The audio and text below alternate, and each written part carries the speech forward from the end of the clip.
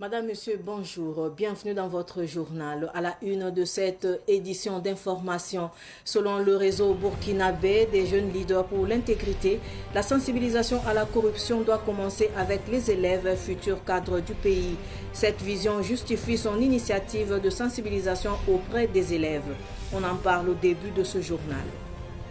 Médecine traditionnelle africaine, facteur de souveraineté et de levier de développement socio-économique. C'est le thème choisi pour la première édition du Salon international des professionnels de santé et de l'intégration des soins. L'événement se tiendra du 27 au 30 novembre prochain et rassemblera des acteurs de la médecine humaine, animale et environnementale. Plus de détails dans cette édition. Je le disais tantôt, le réseau burkinabé des jeunes leaders pour l'intégrité était samedi au complexe scolaire La Dignité pour sensibiliser les élèves sur la corruption et la fraude. Le réseau invite les élèves à transmettre le message à d'autres élèves. C'est un reportage d'Abdoulaye Kinda et de Samuel Moko.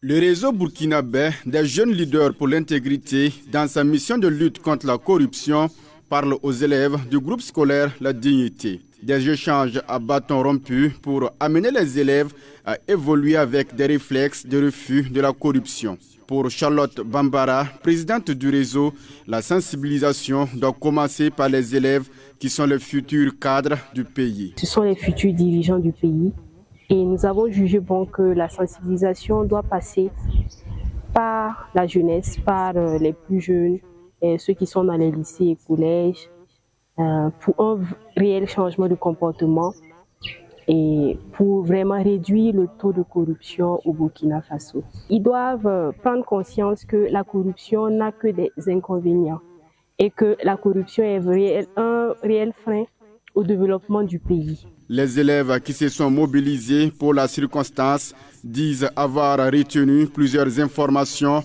lors de cette sensibilisation. La corruption est l'action de détourner quelqu'un de son devoir pour engager à faire quelque chose contre l'honneur. Par conséquence négative, on a le retard de notre pays. Si on arrive à lutter contre la corruption, cela peut aider à notre pays de se développer. La corruption est un fléau qui menace notre pays depuis longtemps. La corruption a des conséquences néfastes sur notre pays. La corruption accélère le taux de pauvreté dans notre pays.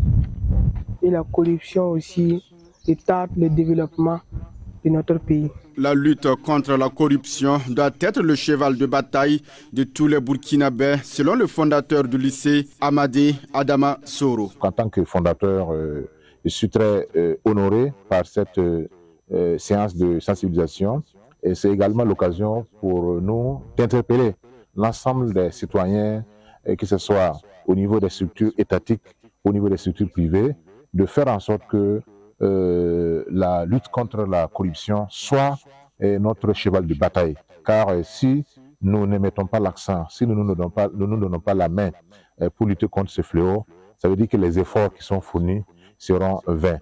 D'autant plus que nous sommes dans une nouvelle dynamique impulsée par le capitaine Ibrahim Traoré avec son équipe en ce qui concerne la traque de la corruption au Burkina Faso. Et l'actualité récente nous instruit suffisamment sur l'effort qui reste à faire pour vraiment juguler ce fléau. Le réseau burkinabé des jeunes leaders pour l'intégrité a invité les élèves à être des relais auprès de leurs camarades. La 36e promotion de l'Institut de sciences de l'information et de la communication ISTIC est désormais opérationnelle. L'ISTIC a procédé à la sortie de la promotion au cours d'une cérémonie officielle qui a eu lieu vendredi dernier au sein de l'Institut. Cynthia Zungrana et Uriel Lezogo nous en parlent.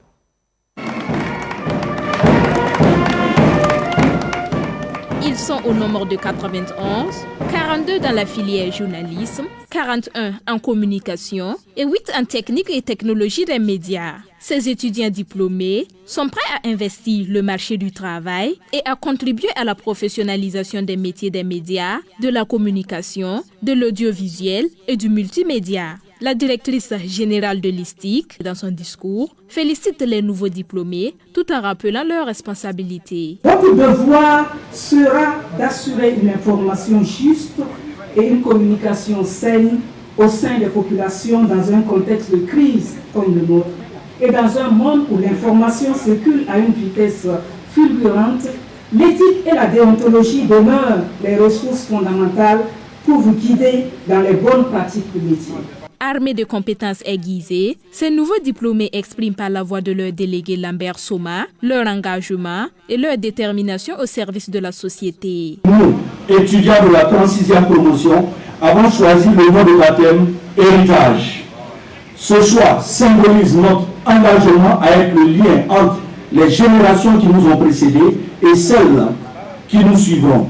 Nous avons pour ambition de perpétuer les valeurs et les enseignements de nos aînés tout en innovant et en adaptant nos compétences aux enjeux d'aujourd'hui et de demain. Cet engagement est conforme au nom de baptême de la promotion qui est héritage. Le ministre en charge de la communication, Jean-Emmanuel Ouédraogo, leur laisse alors un message de soutien. Il me plaît de vous rappeler que le diplôme que vous avez reçu aujourd'hui vous engage dans une grande responsabilité. Dans un monde marqué par des bouleversements technologiques et par la montée des fausses informations, vous avez un rôle crucial à jouer. Au regard de vos statuts de journalistes, de techniciens et de communicants, vous serez appelés à être les gardiens de la vérité, les protecteurs de l'éthique et les promoteurs de la transparence. Lors de cette cérémonie, les majors des différentes filières ont reçu des cadeaux. La passation de fanion entre le délégué de la 36e promotion et celui de la 37e promotion a marqué la fin de cette cérémonie officielle de sortie de la 36e promotion de l'ISTIC.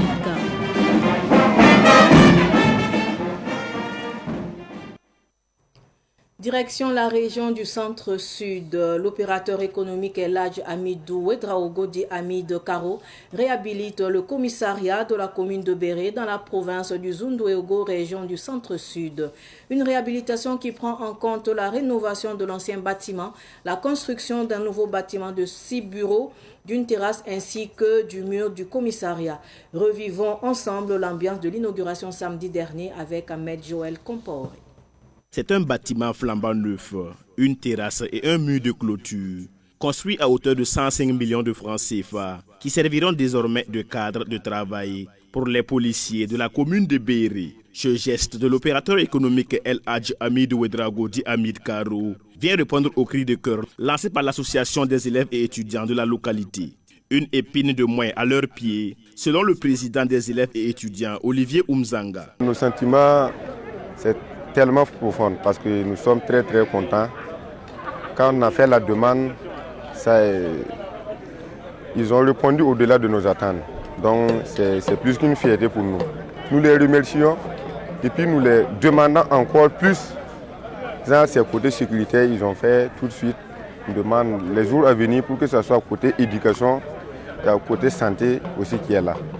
L'opérateur économique Hamid Karo, par ailleurs président de la délégation consulaire de la région du centre, a à ses côtés ses pairs opérateurs économiques lors de cette inauguration. L'initiative est partie de l'association des étudiants et élèves de Béré qui m'ont approché avec mon coparrain Joseph Dipama pour que nous puissions, à la suite de ce qu'il avait déjà réalisé, porter la doléance auprès de El Hadj Hamidou Ouédraogo. Je crois que la doléance a été acceptée. Aujourd'hui, nous sommes en train d'exprimer une fierté autour d'une réalisation, le souhait que ce soit une initiative qui puisse s'étendre à d'autres domaines comme les routes. Le ministre en charge de la sécurité, patron de la cérémonie, magnifie cette initiative de Hamid Karo.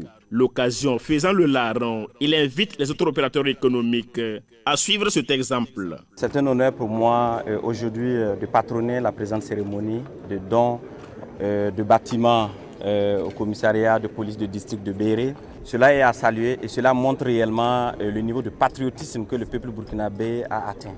Alors je profite de votre micro pour remercier sincèrement le donateur et inviter d'ailleurs toute personne capable de le faire également, d'emprunter les mêmes œuvres que je pourrais citer en matière de sécurité ou bien en matière de santé. la coupure du ruban, la visite guidée des locaux, la plantation d'arbres et la signature du livre d'or ont mis fin à la cérémonie marquant l'inauguration du commissariat de police de la commune de Béré dans la province du Zunwego, région du centre-sud.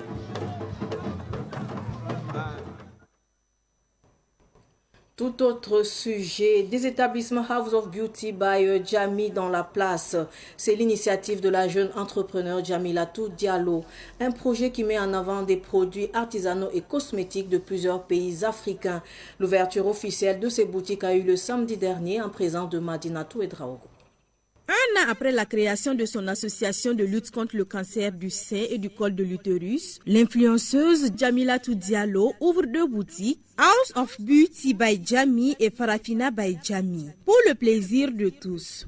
Les hommes, les femmes et même les tout-petits y trouvent leur compte. Pour la promotrice, l'ouverture de ces 2 établissements représente plusieurs années de dur labeur. Aujourd'hui, j'ai eu l'honneur d'ouvrir mes 2 boutiques qui... House of Beauty est la maison de la beauté, la maison de cosmétiques de tout genre, la maison du make-up pour embellir encore plus les femmes. Et Farafina qui est la maison africaine, la maison de dentelle, de pain, de wousselin, de baya, la maison des sacs à main et des chaussures africaines où vous pourrez retrouver tous les tissus venus du Sénégal, du Mali, du Burkina Faso, de la Côte d'Ivoire, presque partout en Afrique. Ça n'a pas été simple. J'ai procrastiné avant de mettre ce projet en place. Et aujourd'hui, je suis très fière de voir qu'il s'est réalisé. Ça n'a pas été du tout simple, mais avec beaucoup de courage, d'amour, d'énergie, j'ai réussi à atteindre cet objectif et je suis tellement fière de moi. Lors de la cérémonie, Jamilatou Diallo a invité les jeunes à se lancer dans l'entrepreneuriat pour participer au développement du pays. La coupure des rubans de ces 2 boutiques a marqué officiellement la cérémonie d'ouverture en présence de plusieurs chefs traditionnels, de ses parents, d'artistes ainsi que d'amis influenceurs venus soutenir Jamilatou Diallo.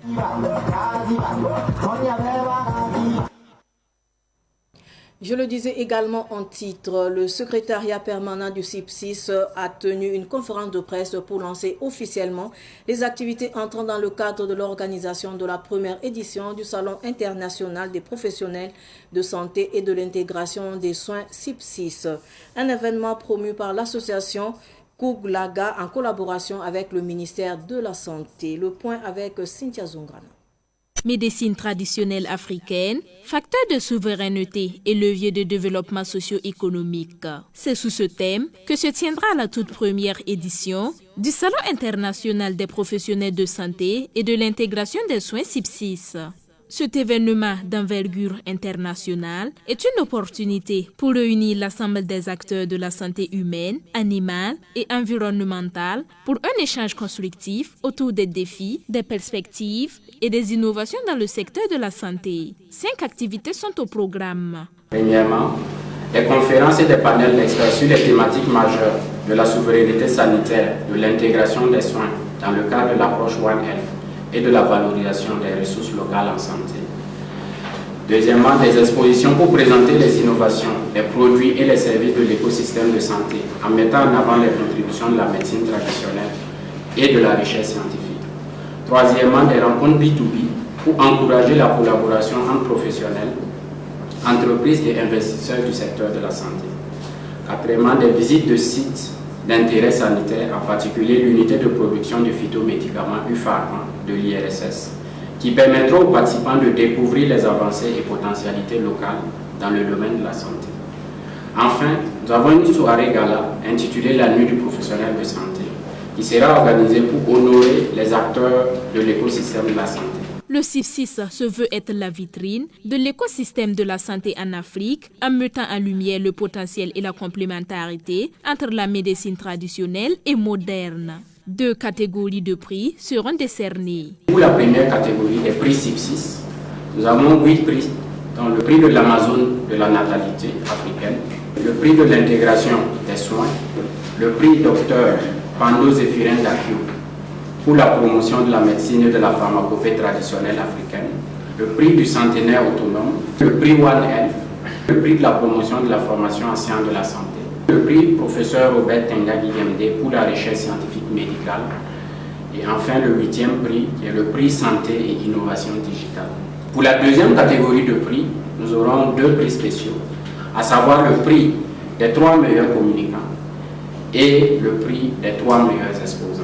Pour la présente édition du CIP6, le pays invité d'honneur est la République populaire de Chine. La participation des pays de l'AES, le Mali et le Niger est également attendue. Le CIP6 se tiendra du 27 au 30 novembre prochain au complexe international des conférences de Ouaga 2000. Place à la page coutume à présent. Le Conseil des sages de Thiou, dans la province du Yatenga, a procédé à l'intronisation du 14e émir de Thiou. Plusieurs autres émirs, représentants administratifs et coutumiers ont marqué de leur présence cet événement et formulé des vœux de succès à l'endroit du nouveau chef. C'était le week-end dernier à Ouagadougou en raison de la situation sécuritaire. Les détails avec Sidiki Kabré. C'est fait. Mikaïlou Diallo est devenu le 14e émir de Thiou dans le Yatenga. Avec ses attributs que sont le bonnet, la lance et la canne, le nouveau émir de Thiou place son règne sous le signe de la paix et du vivre ensemble. De mon siège, je lance un appel. Je tends la main d'abord aux fils et aux filles de Thiou, aux chefs coutumiers, à l'administration, aux leaders, aux acteurs de tous les niveaux, à toutes les personnes ressources qui détiennent encore une parcelle d'influence positive pour qu'on travaille la main dans la main, afin non seulement de redorer le blason de la chefferie coutumière et s'attaquer aux vraies questions. Des questions de paix, des questions de sécurité, des questions de cohésion sociale, des questions tout simplement de développement du Burkina Faso. L'émir de Niou et de Dédougou, présents à cette cérémonie d'intronisation, ont félicité le nouveau émir et lui souhaité longue vie avec des conseils à l'appui. Nous souhaitons un bon magistère de prospérité, de longévité et de succès au nouveau successeur, l'émir de Thiou. On lui souhaite un bon règne. Nous souhaitons qu'il soit un chef coutumier, conciliateur et un bon leader. Nous souhaitons qu'il soit un roi qui prône la justice, l'équité et surtout qu'il soit bienveillant envers sa communauté. Nous demandons à sa communauté de le soutenir afin qu'il puisse travailler pour le bonheur de toute la communauté.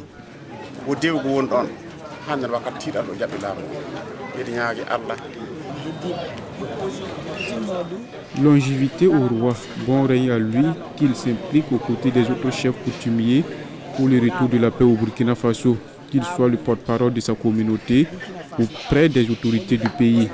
Nous sommes le même peuple et nous œuvrons tous pour un Burkina de paix. Le territoire de l'émir de Thiou s'étend sur 122 villages de la province du Yatenga. L'intronisation a été le lieu de prière pour le retour de la paix au Burkina Faso. Naba Kiba de Rissia Massapse dans la province du BAM traduit une fois de plus sa reconnaissance à Dieu et aux ancêtres en cette fin de campagne agricole. Il a fait au cours de la fête coutumière annuelle où le mons Kyougou célébré samedi dernier à sa résidence. Yakuba Kemtore y était. Le roi de Rissia, Massapse, Naba Kiba dans la province du BAM est reconnaissant à Dieu et aux membres des ancêtres pour la santé et la protection durant l'année. Le mosquée se fait chaque année pour dire merci à Dieu et aux ancêtres après les récoltes. C'est notre 31 décembre au 1er janvier. C'est la nouvelle année pour nous, pour les coutumiers et pour les mosquées, la tradition. Nous implorons aussi Dieu pour qu'on ait la santé, la prospérité et longévité. Voilà. Parce que si tu fais une année, 12 mois, tu gagnes, c'est une longue vie. Tu dois remercier bon Dieu et les ancêtres pour l'année qui vient encore. Cette fête coutumière annuelle du Naba Kiba de Rissia renforce aussi les liens de parenté, d'amitié et d'alliance dans la localité. À l'occasion, les invités passent tour à tour pour s'enquérir des nouvelles du chef et lui souhaiter longue vie. On a réuni aujourd'hui pour fin de l'année, pour remercier le Dieu, remercier la population et ce que Dieu nous donnait pour qu'on puisse nourrir en paix. Et on priait que la paix revienne au Burkina Faso.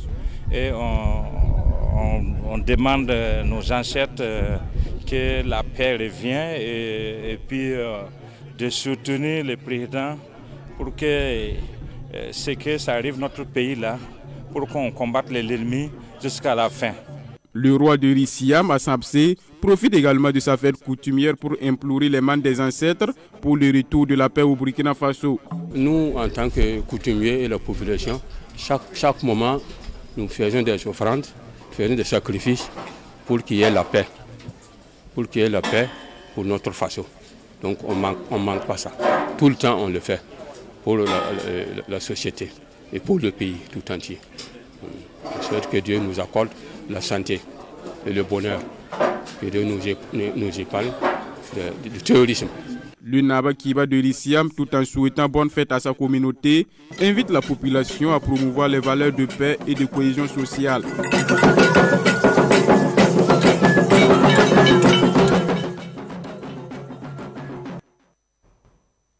Parlons musique. La cantatrice Lenga Thérèse, la reine de la chanson traditionnelle du Boulgou, sort son 3e album baptisé Koudaoré se respecter. L'œuvre a été présentée à la population de Zabré samedi dernier. Le compte rendu de Ruben Wilson Kodjo.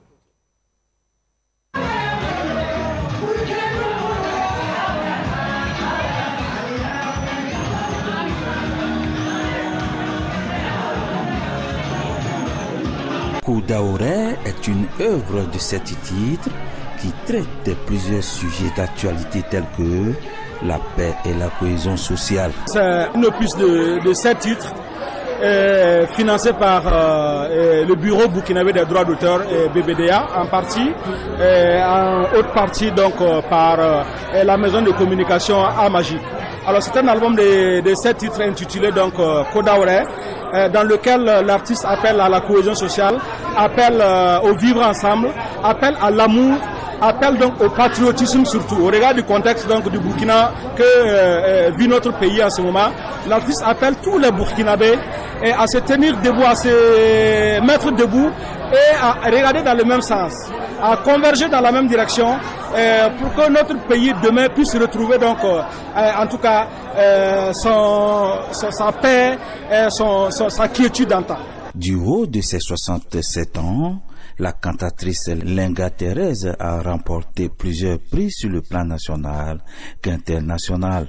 L'artiste musicien Kézi, fils de Zabré, qui a d'ailleurs acheté le premier CD à 100 000 francs CFA, connaît bien Lenga Thérèse. Lenga Thérèse est une cantatrice, bien sûr, qui a fait ses preuves sur le plan national et international. Je pense que vous êtes unanime que ce que nous venons d'écouter est une belle œuvre. Et vu les thèmes également abordés, c'est des thèmes qui sont d'actualité. Quand on veut rehausser le moral des Burkinabés face à l'adversité, je pense que c'est un rôle. L'artiste est un ambassadeur et je pense que l'artiste a joué son rôle. Esmer de Zabré, avocat de son état, maître Bouraïma Louré a fait le déplacement pour soutenir l'artiste. J'ai accepté de patronner effectivement cet événement parce que pour moi, Lenga Thérèse est une grande cantatrice du liré, une ambassadrice du liré de la musique traditionnelle. Et lorsqu'elle m'a parlé de la sortie de cet album et de la dédicace ce jour, je n'ai pas hésité un seul instant à l'accompagner. L'œuvre nous a été présentée lors de cette dédicace et il me semble donc que c'est des titres de très belle facture, très profonds en ce qui concerne les messages et des très belles mélodies également qui sont distillées pour tout ce qui nous a été donné d'être entendu. La fête a été tout simplement belle. Bon vent donc à l'artiste.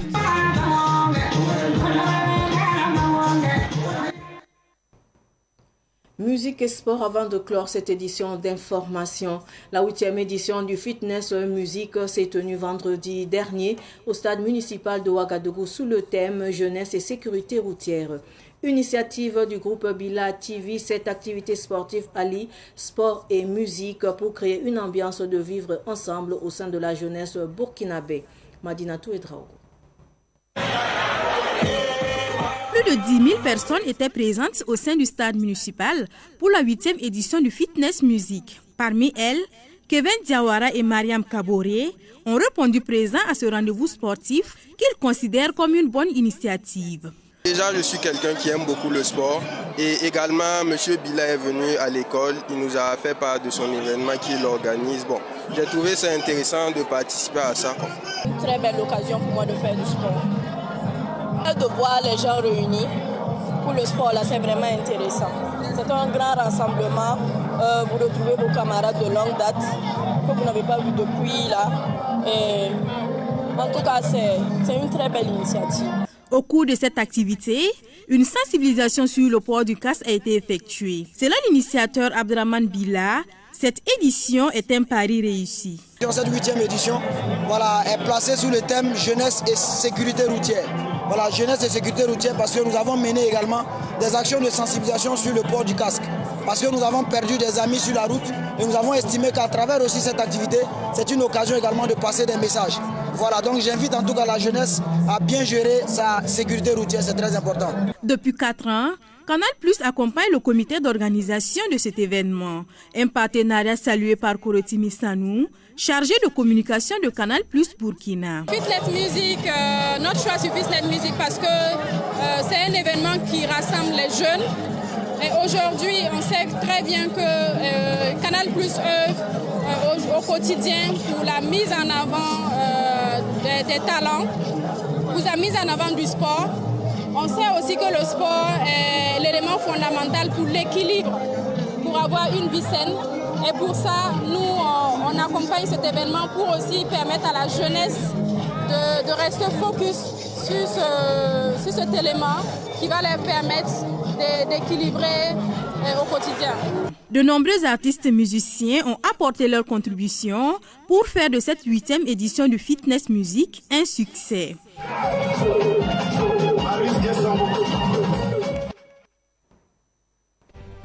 Ainsi prend fin cette édition d'information. Merci de rester fidèle au programme de Savane TV. Au revoir.